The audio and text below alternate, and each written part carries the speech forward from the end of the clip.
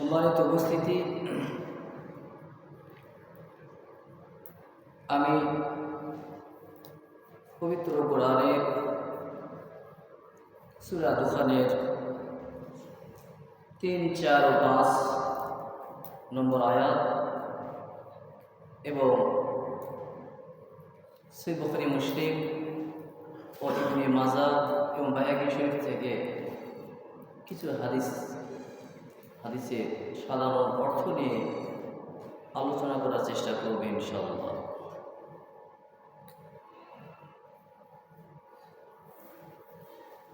সম্মানিত উপস্থিতি, আল্লাহ রাব্বুল আলামিন পবিত্র কোরআন অবতীর্ণ করেছেন দীর্ঘ 23 বছর ধরে। কত বছর ধরে? দীর্ঘ 23 বছর ধরে পবিত্র কোরআন ওহিয়ে মাতলু, হাদিস হচ্ছে ওহিয়ে গায়ব। পবিত্র কোরআন সরাসরি ওহী আর হাদিস হচ্ছে জিবরাইল আলাইহিস সালাম এরপর আল্লাহ রাসূল সাল্লাল্লাহু আলাইহি ওয়াসাল্লাম। যদি আরেকটি ব্যাখ্যা করে বোঝেন তাহলে পবিত্র কোরআনের নির্ভুল ব্যাখ্যা হচ্ছে হাদিস। পবিত্র কোরআনের 6666টি আয়াত রয়েছে। এই আয়াত 1-2 বছরে অবতীর্ণ বা নাজিল হয়নি। এই আয়াতগুলো অবতীর্ণ বা নাজিল হয়েছে দীর্ঘ 23 বছর ধরে। 23 বছর ধরে যে অবতীর্ণ হয়েছে, 23 বছর ধরে প্রেক্ষাপটের উপর পবিত্র কোরআনের আয়াত আল্লাহ রাব্বুল আলামিন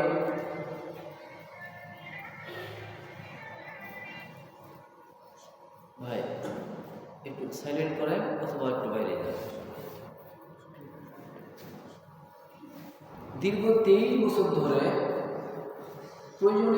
প্রয়োজনের তাগিদে পবিত্র কোরআন আল্লাহ রাব্বুল আলামিন অবতীর্ণ করেছেন। তা এই যে প্রয়োজনের তাগিদে পবিত্র কোরআন আল্লাহ রাব্বুল আলামিন অবতীর্ণ করেছেন, তাহলে প্রেক্ষাপট পবিত্র কোরআন অবতীর্ণ হয়েছে 1400 বছর আগে। 1400 বছর আগে পবিত্র কোরআন অবতীর্ণ হয়েছে। প্রতিটি আয়াতের যে প্রেক্ষাপট, শানে নুজুল, এটা এখন পর্যন্ত বাংলাদেশে কিন্তু নেই। বাদশাহ দিয়ে আছে, কিন্তু বাদশাহ তো থাকবে না, সবগুলোরই থাকবে। তাহলে কি বুঝবে এটা থেকে আমাদের একটা শিক্ষা? কি শিক্ষা? আমরা ইসলাম থেকে আজব পিছিয়ে আছি। পিছিয়ে আছি কি? পিছিয়ে আছি কি? পিছিয়ে আছি। পবিত্র কোরআন 1-2 ঘন্টার মধ্যে সব অবতীর্ণ হয়নি, 1-2 বছরের মধ্যে অবতীর্ণ হয়। পবিত্র কোরআন অবতীর্ণ হয়েছে দীর্ঘ 23 বছর ধরে। 23 বছর লং সময়। 23 বছরের মধ্যে যারা ছিল তারা উপলব্ধি করেছে পবিত্র কোরআন অবতীর্ণ হয়েছে, উপলব্ধি করেছে। 23 বছরের আগে অথবা 23 বছরের পরে যারা উপলব্ধি করেনি, তো তারা কি বলবে? সেই ওহী নাজিলের যে প্রেক্ষাপট, ওহী নাজিলের যে একটি দৃশ্য, এগুলো তারা সচক্ষে দেখিনি, কানেও তারা শোনে। উদাহরণ হিসাবে আমাদের মধ্যে অনেকেই 71 যুদ্ধ দেখেনি, কিন্তু ইতিহাস আমি দেখিনি, কিন্তু ইতিহাস আমাকে মানতে হবে।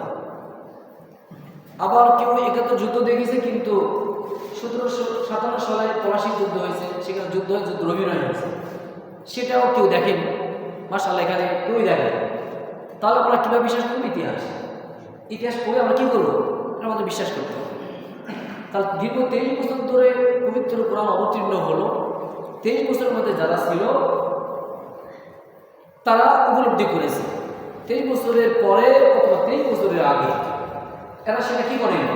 23 বছর আগে যারা মারা গেছে, 23 বছরের পরে যারা আসছে তারা উপলব্ধি করেনি। তাহলে কি? তাহলে আমাদেরকে বিশ্বাস করতে হবে না? বিশ্বাস করতে হবে। তবে হ্যাঁ, একটি শিক্ষার বিষয়, সে বিষয়টা হলো যে ইতিহাসটা আমাদেরকে বা আমাকে পড়তে হবে। ইতিহাস কী করতে হবে? আমাদেরকে পড়তে হবে। আমি একাত্তর যুদ্ধ দেখিনি, কিন্তু ইতিহাস পড়ি। ফরাসির যুদ্ধ দেখিনি, কিন্তু ইতিহাস পড়ি। কিন্তু পবিত্র কোরআন অবতীর্ণ হয় আমি দেখিনি, কিন্তু ইতিহাস আমাকে পড়তে গিয়ে কী পাচ্ছি না, পড়তে অন্যান্য সব কিছু পাচ্ছি, কিন্তু নাজুলের যে প্রেক্ষাপট সেটা তো পাচ্ছি না। মানে সব নাজুলের প্রেক্ষাপট এখন পর্যন্ত বাংলাদেশে নাই, প্রেক্ষাপট নেই। মূল যে আলোচনা সেটা হচ্ছে যে পবিত্র কোরআন ওই মাত্র, হাদিস ওই বাড়ি মাত্র। তাহলে হাদিস হলো কি? হাদিস হলো পবিত্র কোরআনের নির্ভুল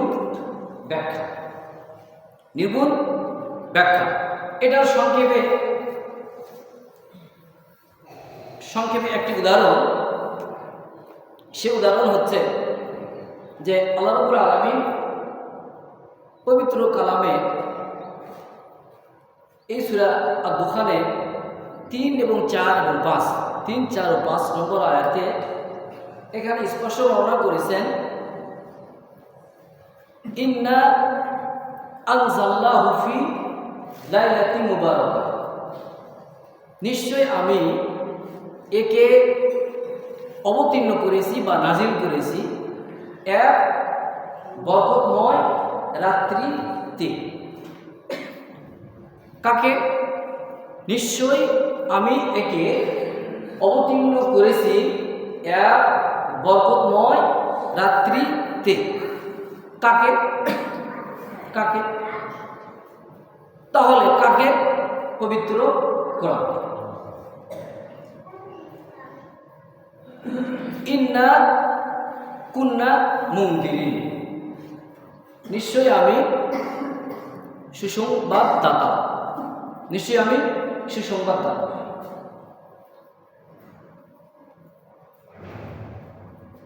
ফিহা ইফরাকু কুল্লু আমরিন হাকিম, এটা কি বলা হবে? যে প্রজ্ঞাপন। আরবি ব্যাকরণ যদি পড়ে তাহলে আল হুকমু মূল শব্দ, এটা অর্থাৎ মাজদার। এটাকে আরবিতে বলা হয় মাজদার। আল হুকমু এটা মাজদার। হাকামা এটা হলো মাজি, এটা হলো কি? মাজি। আল হুকমু মানে মাজদার, তাহলে আল হুকমু মানে বিচার। আল হুকমু থেকে হাকামা, হাকামতা। ইয়াহকুমু তাহকুমি নাহকুমু, ইহকামি লা তাহকাম। যে এখানে বলা হয়েছে যে বিচার করা, তো এখানে বলা হলো যে ফিহা ইফরাকু কুল্লু আমরিন হাকিম, যে এখানে প্রজ্ঞাপন জারি করে। একটি রাতে কি করে? আল্লাহ প্রজ্ঞাপন জারি করে। তো সরকার যদি কোনো কিছু করতে চান তাহলে সরকার কি করবে? একটি প্রজ্ঞাপন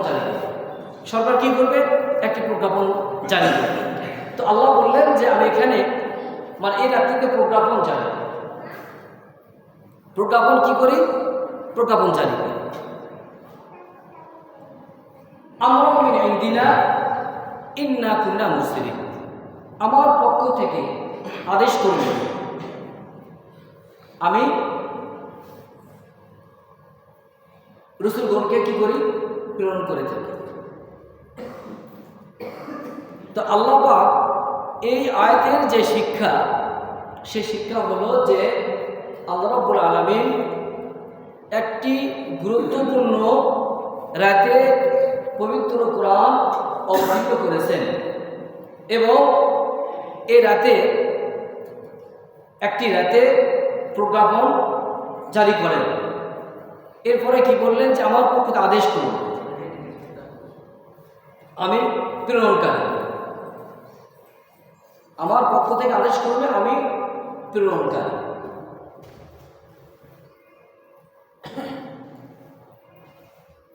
আদেশ করলে আমি প্রেরণকারী।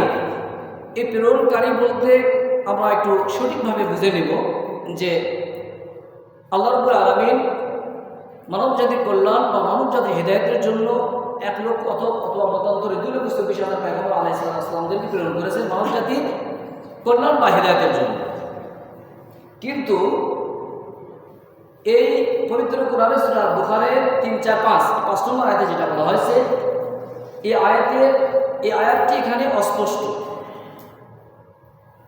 আমরা মিন ইনদিনা ইন্না কুন্না মুসলিমিন, আমার পক্ষ থেকে আদেশ ক্রমে আমি প্রেরণকারী, আমার পক্ষ থেকে আদেশ ক্রমে আমি প্রেরণকারী, আল্লাহ বললেন প্রেরণকারী। তাহলে আমরা অস্পষ্ট যে প্রেরণকারী, মানে যে আলোচনা যেটা ছিল যে পবিত্র কোরআনের শায় নজুল এখন পর্যন্ত আমরা পাইনি। তার পবিত্র হাদিস হল কি পবিত্র কোরআনের নির্ভুল ব্যাখ্যা, কিন্তু কিছু কিছু জায়গায় অস্পষ্ট ওই আয়াতটা অন্যান্য জায়গায় স্পষ্ট করে দিয়েছে। অর্থাৎ এখানে বলা হলো যে আমার পক্ষ থেকে আদেশ করলে আমি প্রেরণকারী। আল্লাহ কি প্রেরণ করে, কি প্রেরণ, এখানে অস্পষ্ট। তো স্পষ্ট যেটা বলা হয়েছে সেটা হলো সূরা কদরের মধ্যে কি বলা হয়েছে, তানাজ্জালু মালাইকাতু আর-রূহু ফিহা, যে আল্লাহ পাকের নির্দেশে অবতরণ করে। কে অবতরণ করে? ফেরেশতারা। কারা অবতরণ করে? ফেরেশতারা অবতরণ করে। তাহলে এই আয়াতের দ্বারা এটা স্পষ্ট হলো, যে আয়াতের দ্বারা স্পষ্ট হলো যে এখানে পয়গম্বর না, এখানে বোঝানো হয়েছে ফেরেশতাদেরকে। মানে সূরা কদরের মধ্যে স্পষ্ট প্রতিমান হয়, অর্থাৎ সূরা দুখরের মধ্যে যেটা অস্পষ্ট অন্য আয়াতে সেগুলো স্পষ্ট। এরকমভাবে পবিত্র কোরআনের কিছু কিছু জায়গা অস্পষ্ট, আবার কিছু জায়গা এই অস্পষ্টগুলো স্পষ্ট করে দিয়েছে। আবার কিছু কিছু জায়গা একটু বুঝতে কষ্ট করা হয়, তখন কি করতে হয়? তাফসীর দেখতে হয়, অথবা আয়াতের হাদিস দেখতে হয়, অথবা শারীরিক কিছু প্রেক্ষাপট দেখতে হয়। যখন প্রেক্ষাপট নাই তখন কি করতে হয়? তাফসীর দেখতে হয়, এরপর অথবা হাদিস আমাদেরকে কি করতে হবে? দেখতে হবে। তো যাই হোক, আমাদের যেটা আলোচনা, সে আলোচনাটা হচ্ছে যে এই আয়াতের মধ্যে অস্পষ্ট ছিল, সেটা আমরা স্পষ্টভাবে জানতে পারলাম সূরা কদরের মধ্যে। সূরা কদরের মধ্যে আমরা স্পষ্টভাবে জানতে পারলাম।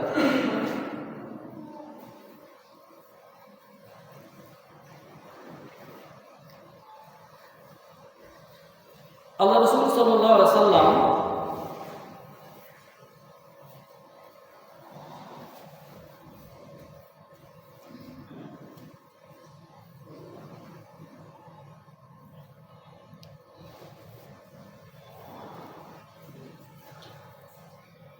আম্মা বা'দু ফাকাদ হানা শাহরু শাবান আল্লাযী হুয়া মুকদ্দিমাতু রমাদান,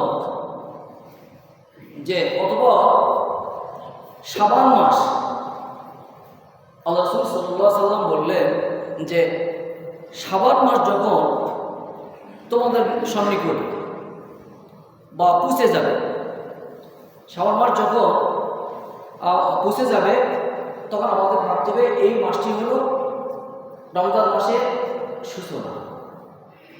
শাবান মাসটা হলো কি? আল্লাহ রাসূল কি বলেছে যে শাবান মাস হচ্ছে রমজান মাসের সূচনা, রমজান মাসের সূচনা। এরপরে বলা হলো যে লাহু বারাকাত ওয়া ফাদাইল ওয়া তাআল্লাকু বিহি বা'দুল মাসাইল ফাসমাহু ওয়া উলহা, যে এই মাসে অনেক ফজিলত আছে, ওহা শুনতে হবে এবং আমাদের কি করতে হবে? এটা মানতে হবে। এই মাসে কি আছে? অনেক ফজিলত আছে। এই ফজিলতগুলো কি করতে হবে? আমাদেরকে শুনতে হবে এবং এটা আমাদেরকে মানতে হবে বলা হয়েছে। এরপরে বললেন যে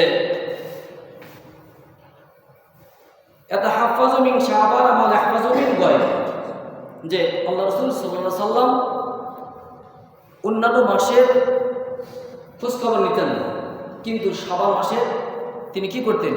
খোঁজখবর নিতেন। আল্লাহ রাসূল সাল্লাল্লাহু আলাইহি ওয়াসাল্লাম আরও অন্যান্য যে মাস রয়েছে আরবি, সে মাসগুলো অত গুরুত্ব দিতেন না, খোঁজখবর নিতেন না, কিন্তু শাবান মাসের খোঁজখবর নিতেন। কেন কেন নিতেন? যে এই মাসটার মধ্যে কি আছে? প্রস্তুতি আছে। যদি আমাদের এলাকায় স্বরাষ্ট্রমন্ত্রী অর্থাৎ রাষ্ট্রপতি, খাদ্যমন্ত্রী তো নিজের এলাকার, এই মন্ত্রীরা যখন আগমন করে তখন প্রশাসনিকভাবে প্রস্তুতি থাকে না থাকে? প্রশাসনিকভাবে প্রস্তুতি থাকে না থাকে? প্রস্তুতি থাকে। কেন প্রস্তুতি থাকে? সম্মানার্থে। কেন প্রস্তুতি থাকে? সম্মানার্থে প্রস্তুতি থাকে। তো এই জন্য আল্লাহ রাসূল সাল্লাল্লাহু আলাইহি ওয়াসাল্লাম অন্যান্য মাসে খোঁজখবর নিতেন না, কিন্তু শাবান মাসে খোঁজখবর নিতেন, কারণ শাবান মাসে গুরুত্ব এবং ফজিলত আছে অনেক, এবং এ মাসে অনেক তাৎপর্য আছে, ফজিলত আছে। এই ফজিলতগুলো কী করতে হবে? আমাদেরকে আদায় করে নিতে হবে, অর্জন করে নিতে হবে। এই জন্য এখানে বলা হয়েছে। আর এই মাসে বলা হচ্ছে আল্লাহ রাসূল সাল্লাল্লাহু আলাইহি সাল্লাম যে এই মাসের যে গুরুত্ব দিয়েছে, এই মাসের গুরুত্ব দেওয়ার যেটা উদ্দেশ্য, সেই উদ্দেশ্যটা হলো যে এই মাসটা কী করতে হবে? গণনা করতে হবে। শাবান মাস কী করতে হবে? আমাদেরকে গণনা করতে হবে। গণনার উদ্দেশ্য যেটা, সেটা হচ্ছে যে শাবান মাস যখনই শেষ হবে তখনই কী শুরু হবে? রমজান শুরু হবে। এই জন্য এই মাসটা কী করতে বলেছে আল্লাহ রাসূল সাল্লাল্লাহু আলাইহি ওয়াসাল্লাম? গণনা করতে বলেছে। এই মাসটা আমাদেরকে গণনা করতে হবে। এই মাস গণনা করলে আমাদের জন্য কী হবে? রমজানের প্রস্তুতি নেওয়াটা আমাদের জন্য সহজ হবে। যদি গণনা না করি তাহলে কিন্তু প্রস্তুতি নিতে নিতেও কিন্তু রমজানের কয়েকদিন মানে চলে যাবে। আর যদি শাবান মাসেই যদি আমরা রমজানের গুরুত্ব বুঝি, এটার উপর যদি আমাদের যদি মেহনত থাকে, রমজানের হক আমরা আদায় করব, তাহলে এই শাবান মাস গণনার বিকল্প নেই, বিকল্প নেই। এরপরে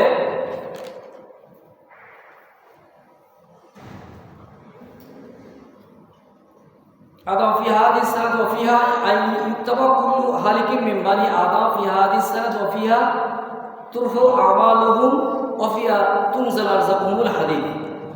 যে আল্লাহ রাসূল সাল্লাল্লাহু আলাইহি সাল্লাম ইরশাদ করেছেন যে এই মাসে যত আদম সন্তান জন্মগ্রহণ করবে, এই বছরে যত আদম সন্তান জন্মগ্রহণ করবে সেগুলো এই 15ই শাবান এই রাত্রের বেলা, এই রাত্রিতে সেগুলো করা হয় লিপিবদ্ধ করা হয়। লিপিবদ্ধ করা হয় কতগুলো আদম সন্তান এই বছরে আসবে, সেটার কি করা হয়? তালিকা করা হয়। এই রাতে তালিকা করা হয়। এরপরে যে এই বছরে কত মানুষ পৃথিবী থেকে বিদায় নেবে, এই বছরে কতগুলো মানুষ পৃথিবী থেকে বিদায় নেবে, সেটারও এই 15ই শাবান এই রজনীতে রাত্রিতে এটা কি তালিকা করা হয়, এটা তালিকা করা হয়। এরপরে এই এক বছরের মধ্যে কতগুলো মানুষের মানে যে রিজিক, এই রিজিক কি করা হয়? নাজিল করা হয়। রিজিক নাজিল করা হয় মানে এক বছরের মধ্যে আমি কি খাবো, এটার একটি কি বরাদ্দ আছে। এটার কি আছে? বরাদ্দ আছে। জুন জুলাইয়ে রাষ্ট্রীয়ভাবে বরাদ্দ হয় না? হয়। রাষ্ট্রীয় বরাদ্দ হয়, আল্লাহ আমাদেরকে বরাদ্দ করে দিবেন না? আল্লাহ সহিহ হাদিস, বুখারী, মুসলিম, ইবনে মাজাহ এবং বাইহাকী শরীফের হাদিস, সহিহ হাদিস। তাহলে এক বছরে আমরা কি খাবো, এটার জন্য কি করা হয়? বরাদ্দ হয়। কোন রাতে? শাবান মাসে এর বরাদ্দ। এবং এই মাসে মানে এই রাতে যে আমরা কি বলবো, সৎকর্ম, এক বছরে যে আমরা সৎকর্ম করি বা নেক আমল করি, এই নেক আমলগুলো কি করা হয়? উঠিয়ে নেওয়া হয়। কি করা হয়? এক বছরের মধ্যে আমরা যে পুণ্যের কাজ করলাম, সৎকর্ম করলাম, আমরা কবিরা করলাম না সগীরা করলাম, ভালো করলাম না মন্দ করলাম, এটা কি করা? আল্লাহ কি করে নাই? উঠিয়ে নেয়। কথা বুঝতে পেরেছে? এই দিনে উঠিয়ে নেয়। আমরা যদি ভালো করি তাহলে ভালোই উঠবে, মন্দ যদি করি তাহলে মন্দই উঠবে। ক্লিয়ার, এখানে তো কোনো সন্দেহ নেই। তো এই জন্য আল্লাহ রাব্বুল আলামিন পবিত্র কোরআনের সূরা মুলকের 2 নম্বর আয়াত, আল্লাযী খালাকাল মাউতা ওয়াল হায়াতা লিয়াবলুয়াকুম আইয়ুকুম আহসানু আমালা, যে আল্লাহ রাব্বুল আলামিন দুইটি জিনিস সৃষ্টি করেছে, হায়াত এবং মৌত, যে তোমাদের মধ্যে কে কর্মে উত্তম বা তোমাদের মধ্যে কে উত্তম আমল করে আমার কাছে আসতে পারে।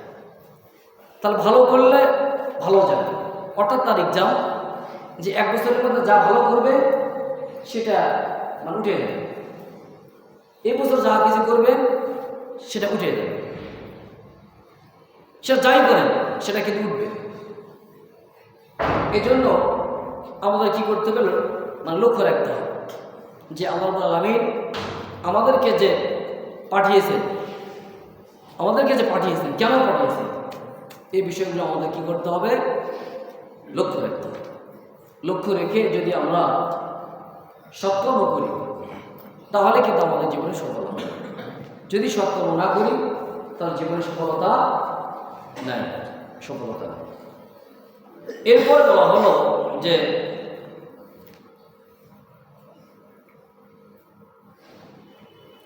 وقال عليه الصلاة والسلام إذا كانت ليلة النصف من شعبان فقوموا ليلها وصوموا يومها فإن الله تعالى ينزل فيها لغروب الشمس إلى السماء الدنيا فيقول ألا من مستغفر فأغفر له على مسترزق فارزقه على مبتلى فأعافيه على كذا حتى يطلع الفجر।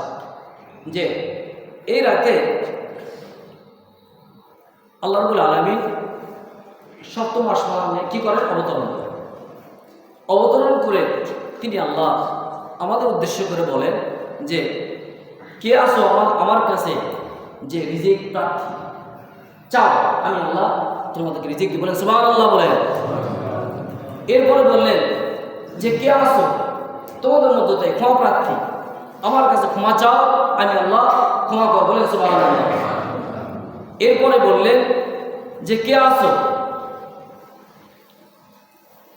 আমার কাছে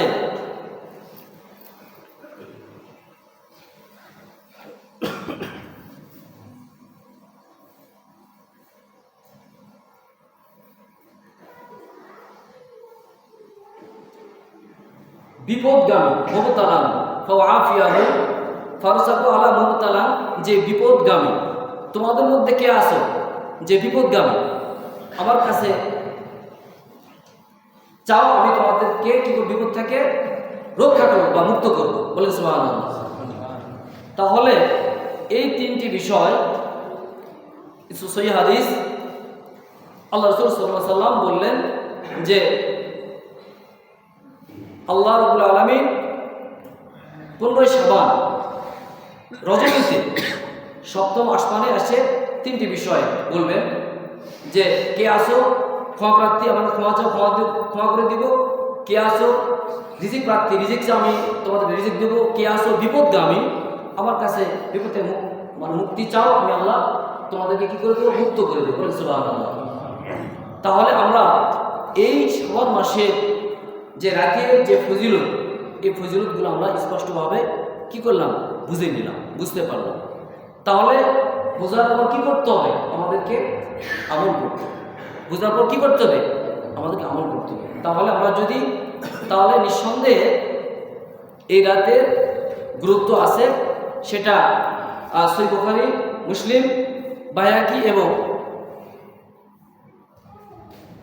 ইবনে মাজাহ এই হাদিসগুলোতে আছে। এবং পবিত্র কোরআনের সূরা আদ-দুখানের 3, 4 ও 5 নম্বর আয়াত, এই 5 নম্বর আয়াতে স্পষ্টভাবে বর্ণনা করেছেন, অস্পষ্ট হাদিস দ্বারা স্পষ্ট। ওই 3টি আয়াতে সূরা আদ-দুখানের 3, 4 ও 5 এই আয়াতগুলোতে অস্পষ্টভাবে আছে, আর স্পষ্টভাবে বর্ণনা করলেন সেটা হলো হাদিসের মধ্যে আল্লাহ রাসূল সাল্লাল্লাহু আলাইহি ওয়াসাল্লাম এই আয়াতগুলো স্পষ্টভাবে ব্যাখ্যা করেছেন। তার অবশ্যই যেন আমরা কি করি, যে এই মাসে শাবান মাসের এবং এই শাবান মাসের রাত্রি ফজিলত বুঝে যেন আমরা আমল করতে পারি, এই তৌফিক আল্লাহ সুবহানাহু ওয়া তাআলা আমাদেরকে প্রত্যেককে যেন দান করেন। সবাই বলে আল্লাহুম্মা আমিন। সম্মানিত উপস্থিতি,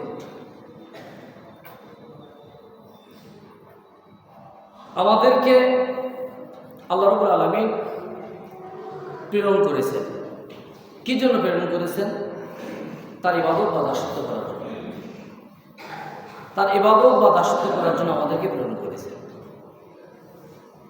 পবিত্র কোরআন কেন অবতীর্ণ করেছেন?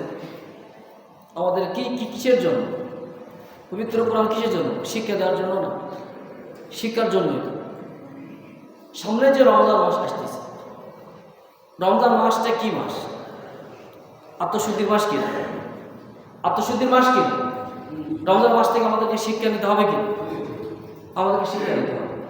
যদি আমরা রমজান মাসে শিক্ষা যদি না নিই, তাহলে আমরা পিছিয়ে যাব কি? আমরা পিছিয়ে যাব। আমরা কি করব? আমরা পিছিয়ে যাব। উদাহরণ হিসাবে, কুল্লু নাফসিন যায়িকাতুল মউত, প্রত্যেক প্রাণীকে মৃত্যুর স্বাদ গ্রহণ করতে হবে। প্রত্যেক প্রাণীকে তো মৃত্যুর স্বাদ যে গ্রহণ করতে হবে, এই চিন্তাটা কিন্তু আমরা মাথা থেকে কি করি? মুছে ফেলি অথবা সরে নিই। সরে নিই কিসের জন্য? সরে নিই যে জীবিকা নির্বাহ করতে হবে। কিন্তু আল্লাহ কি বলেছেন? যে ধন সম্পদ এবং সন্তান সন্ততি পেয়ে যেন তোমরা আমাকে ভুলে না যাও। কিন্তু আমরা কি করি? উল্টো করি। আমরা কি করি? ধন সম্পদ পেলে আমরা কি করি? ভুলে যাই। অর্থাৎ ধন সম্পদ পেলে ব্যবসা প্রসার কীভাবে করতে হবে এই চিন্তাটা আছে, কিন্তু মসজিদে এসে নামাজ পড়তে হবে, নামাজ পড়তে হবে, দান করতে হবে, হজ করতে হবে, যাকাত দিতে হবে, মানুষকে ভালোবাসতে হবে, এই চিন্তাগুলো কিন্তু সব আমার হবে। এই চিন্তাগুলো কিন্তু আমাদের থাকে না। এই চিন্তাগুলো আমাদের থাকে না। এই জন্য আমাদের কি দরকার? শিক্ষা। সামনে যে রমজান আছে, রমজান থেকে আমাদের কি নিতে হবে? শিক্ষা নিতে হবে। এখন আমরা মারা গেলাম, একটু পরকালের সংক্ষেপে কথা বলি। পরকালে আমরা মারা গেলাম, তো আমরা যদি কোনো শিক্ষা গ্রহণ না করি, আমরা মারা গেলাম, খবরে তো সওয়াল জবাব আছে না? খবরে সওয়াল জবাব আছে কি না? সওয়াল জবাব আছে। সওয়াল জবাব কি ভাষায় হবে? আমাদের কি এই নগর ভাষা না নিয়ামতপুরের ভাষা? কি ভাষা? আরবি ভাষা। আরবি ভাষা যদি হয়, তাহলে যদি আপনাকে প্রশ্ন করি যে মা রব্বুকা আরবিতে বলা হলো, তখন আপনি কি বলবেন? আপনি তো চোখে মুখে তাকাবেন, যা দু একজন জানা আছে এটা হলো, আর বাকিগুলো কি করবেন? চোখে মুখে তাকাবেন। তাহলে কে আসে বলে দেবে? আপনার বাবা, না আপনার মা, না ভাই, না বোন, না কোনো প্রিয় বন্ধু? কে আসবে কবরে? কেউ আসে কবরে? আসবে কেউ? কবরে কেউ আসবে? কেউ কবরে আসবে। তো শিক্ষার দরকার কি? শিক্ষা তো আমাদের দরকার। আমরা তো কিছুই বলতে পারবো। আরবি তো পড়ার দূরের কথা, কোরআন যে সহি করতে হবে। সহি মুসলিম শরীফের একটি হাদিস ফজিলত যে নামাজের যে কোরআন তেলাওয়াত হয়, এই তেলাওয়াতের গুরুত্ব সম্পর্কে সহি মুসলিম শরীফের হাদিস, এই গুরুত্বটা কীভাবে বোঝানো হয়েছে, আল্লাহ কীভাবে বুঝাইছেন যে 3টি আয়াত নামাজের মধ্যে কোনো ব্যক্তি যদি 3টি আয়াত তিলাওয়াত করে, তাহলে তার দৃষ্টান্ত বলা হয়েছে কীভাবে? সহি মুসলিম শরীফের হাদিস, তার দৃষ্টান্ত হলো যে উটনির ন্যায়, একটি উটনির ন্যায়। অর্থাৎ একটি উটনি যদি থাকে, সে উটনির তো বাচ্চা হবে না? হবে না? উটনি তো বাচ্চা হবে।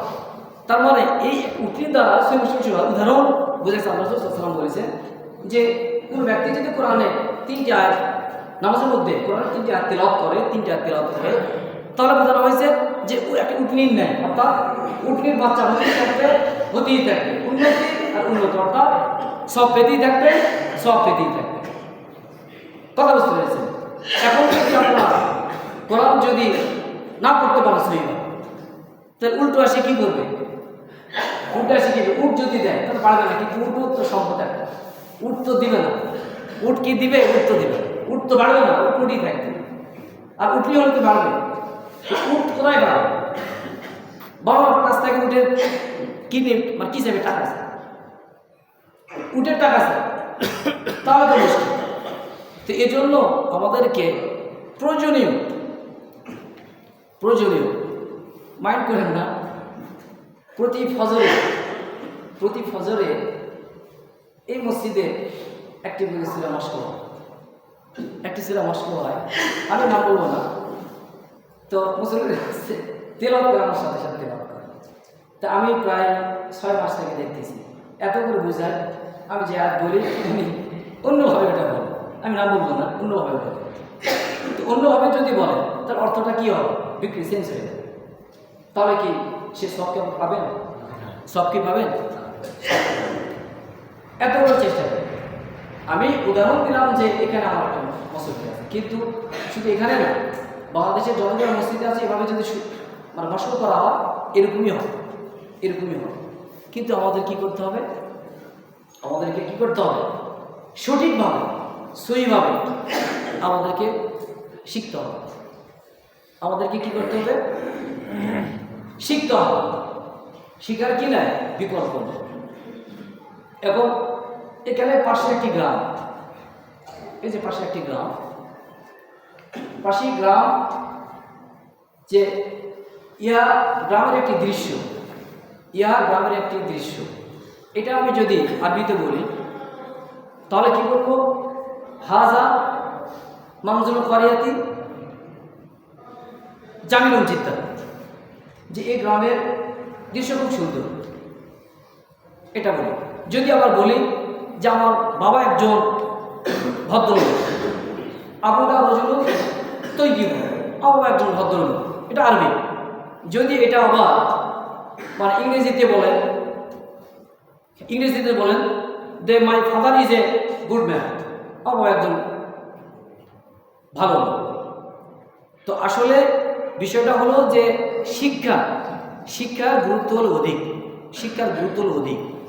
শিক্ষা সহিভাবে যদি কোরআন শিখেন তাহলে পরিপূর্ণ সওয়াব পাবেন। পবিত্র কোরআনে সূরাতুল আনআমের 160 নম্বর আয়াত স্পষ্ট বলা হয়েছে, মান জাআ বিল হাসানাতি ফালাহু আশরু আমসালিহা ওয়া মান জাআ বিস সাইয়্যাতি ফালা ইউজজা ইল্লা মিথলাহা ওয়া হুম লা ইউযলামুন। যে একজন মানুষ যদি পবিত্র কোরআন থেকে একটি হরফ পড়ে তাহলে তার জন্য 10টি সওয়াব। কয়টি সওয়াব? 10টি সওয়াব। এটা আবার বাকি মিশকাত শরীফ হাদিসের মধ্যে আছে যে একজন মানুষ যদি একটি হরফ পড়ে তার জন্য 10টি সওয়াব। কিন্তু পবিত্র কোরআনে স্পষ্টভাবেই বলা আছে, সূরা আনআমের 160 নম্বর আয়াত আপনারা দেখে নেবেন, সেখানে স্পষ্ট বলা আছে। তো এই যে একটি হরফে 10টি সওয়াব নেবেন, তাহলে সেই হরফটা কি করতে হবে? সঠিকভাবে পড়তে হবে। সঠিকভাবে যদি না পড়েন তাহলে কি হবে না? সওয়াব পাবেন না। তো মেহেরবানি করে সামনে যে রমজান আসতেছে, কতগুলো বলার কারণ, আগাম বার্তা দেওয়ার উদ্দেশ্য হলো এটাই যে গত রমজান এই মসজিদে প্রথম রমজান ছিল। গত রমজান এই মসজিদে প্রথম রমজান ছিল, 1 বছর অতিবাহিত। গত রমজানে ঘোষণা দেওয়া হয়েছিল যে কোরআন শিখবে, আল্লাহর রাস্তে কোনো মানুষ সাড়া দেয়। একজন আল্লাহর বান্দা সাড়া দিয়েছিল, সে বান্দা 2 দিন পরে কি হয়েছে? বিদায় হয়ে গেছে। কথা বুঝতে পেরেছি? তো এইরকমভাবে যদি আমাদের কি করতে হয়, তাহলে আমরা কি পিছিয়ে যাবো কি যাব? আমরা পিছিয়ে যাবো কি না? আমরা অবশ্যই পিছিয়ে যাব। তো আল্লাহ রাব্বুল আলামিন, আমি এখানে দাঁড়িয়ে থেকে যতটুকু কোরআন হাদিস থেকে আলোচনা আল্লাহ আমাকে করার তৌফিক দান করেছেন, আমি করেছি। এগুলো সর্বপ্রথম যেন আল্লাহ আমাকে আমল করা মানার তৌফিক দান করেন, এরপর আপনাদেরকে আমল করা মানার তৌফিক দান করেন। সবাই বলে আল্লাহ আমিন। সুবহানাকাল্লাহুম্মা ওয়া বিহামদিকা আশহাদু আল্লা ইলাহা ইল্লা আনতা আস্তাগফিরুকা ওয়া আতুবু ইলাইক। আসসালামু আলাইকুম ওয়া রাহমাতুল্লাহি ওয়া বারাকাতুহু। চাচা কাছে তাদের ইনশাআল্লাহ।